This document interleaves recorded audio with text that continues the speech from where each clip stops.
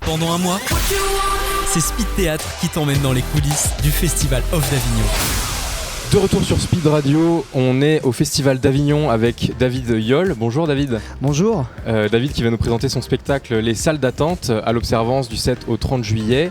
Alors comment ça va ? Est-ce que tu es pas trop stressé là ? Les répétitions se terminent, c'est les premières, pas trop au bord de la syncope ? Non, ça va. En fait, un peu épuisé parce que la préparation était longue, mais très impatient de débuter. Très bien. Et alors, parle-nous un peu de ton spectacle, donc Les Salles d'attente.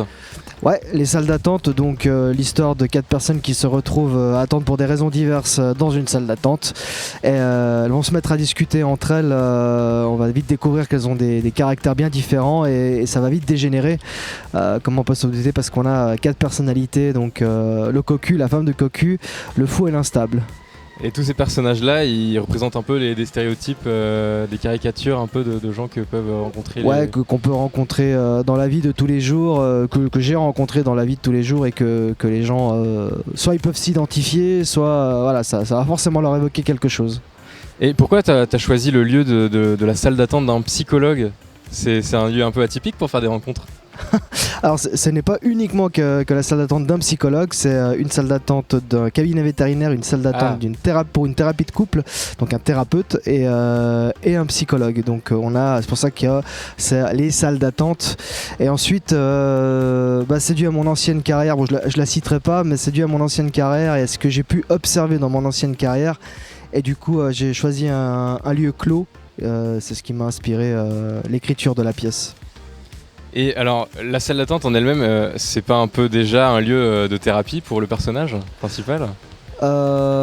C'est en soi déjà un lieu de thérapie pour les 4 personnages en fait. Mais après je vais pas tout spoiler. Non mais sans spoiler, quel est le message général que tu veux faire passer avec cette pièce ? Alors le message général c'est en fait qu'on a tous des problèmes. On cherche constamment les solutions à ces problèmes, qu'on les a en face de nous en fin de compte, ou alors on refuse de le voir. Et c'est un peu la morale, c'est en fait accepter de voir qu'on a les solutions.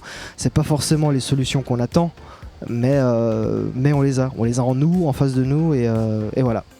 David, toi tu as écrit le spectacle ? Tout à fait. Est-ce que tu peux nous parler un peu de tes comédiens qui vont le jouer sur scène ? Alors j'ai Zach Naranjo qui incarne le fou, qui a déjà une belle expérience derrière lui, avec qui je fais déjà beaucoup de projets. C'est quelqu'un qui est génial, c'est un comédien vraiment de talent, qui a poussé d'ailleurs pour qu'on fasse Avignon. C'est lui qui a tout fait pour qu'on soit ici. On a Julia Squatariu qui était dans la toute première exploitation des salles d'attente en 2020 quand on a commencé, et qui me suit aujourd'hui encore dans l'aventure, donc 2 ans et demi après. On a Victoria Doliance qui a rejoint l'aventure un peu plus tard, mais qui depuis sublime le rôle de Nadia, donc la femme du cocu. Et on a Lucas Riouet qui lui fait des one-man au Théâtre des Blancs-Manteaux, je fais sa pub, à Paris, et qui a rejoint là tout dernièrement les salles d'attente avec Mathieu Gauthier, donc ils sont en alternance. Mathieu Gauthier que j'ai eu le plaisir de rencontrer au début des salles d'attente, et qui jouait dans une autre pièce qui m'a beaucoup drivé, motivé, qui a beaucoup insisté. On va dire ça pour être dans la pièce, surtout parce que il l'adorait, puis il m'a relancé plusieurs fois en travaillant dans un autre projet, puis aujourd'hui il y est. Que du beau monde alors, des proches de toi. Ouais. Que tu apprécies beaucoup. Et qui croient au projet surtout, qui défendent énormément le projet et que j'apprécie, et j'espère qu'ils m'apprécient en retour. Donc c'est la première fois que le projet va être montré à Avignon, et est-ce que c'est la première fois aussi pour toi en général au Festival d'Avignon ? Alors c'est la première fois comme participant, ouais. mais je l'ai déjà fait en tant que spectateur, exactement. Ouais. Donc un peu la pression là. Est-ce que le Festival d'Avignon c'est quelque chose, c'est un peu une consécration quand on est scénariste ou quand on veut présenter c'est en tout cas un objectif majeur. C'était quelque chose que je voulais faire depuis très très longtemps. Je me voyais pas il y a quelques années en arrière le faire, je voyais pas comment, et cette année ça a été possible. Il y a tous les feux qui se sont mis au vert, et donc effectivement c'est une sorte de petite consécration. Oui. Tu penses que le public à Avignon il est différent que ailleurs ? Est-ce qu'il est plus difficile, un peu plus dur à capter ?